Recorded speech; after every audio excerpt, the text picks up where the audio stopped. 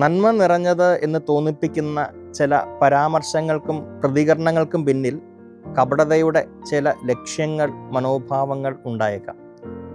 യൂദാസ് പ്രകടിപ്പിച്ച ദരിദ്രരോടുള്ള അനുകമ്പയ്ക്കു പിന്നിൽ അവനിലെ ധനമോഹത്തിൻ്റെ അധിക സ്വാധീനമുണ്ടെന്ന് വചനം ഓർമ്മിപ്പിക്കുന്നുണ്ട്. മറ്റുള്ളവരെ വിലയിരുത്താനല്ല, സ്വയം വിലയിരുത്താനാണ് ആഗ്രഹിക്കുക. എത്രമാത്രം നിഷ്കളങ്കമാണ് എൻ്റെ വാക്കുകളും പ്രവൃത്തികളും. ഉള്ളിൽ അത്ര നിർമ്മലമല്ലാത്ത ലക്ഷ്യങ്ങൾ വെച്ച് വളരെ നിഷ്കളങ്കം എന്ന് തോന്നിപ്പിക്കും വിധം ഇതര ലക്ഷ്യങ്ങളില്ലാത്തവനെ പോലെ ഞാൻ പ്രതികരിക്കാറില്ലേ, പരാമർശങ്ങൾ നടത്താറില്ലേ? പലപ്പോഴും അതിൽ ഞാൻ വിജയിക്കാറുണ്ട്. നിരന്തരം എൻ്റെ നിഷ്കളങ്കത തെളിയിക്കാൻ ഞാൻ ശ്രമിക്കാറുമുണ്ട്. പക്ഷേ എൻ്റെ മനസാക്ഷിക്ക് മുമ്പിൽ തോറ്റുപോകാതിരിക്കട്ടെ.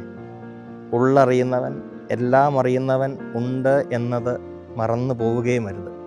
ആമേൻ.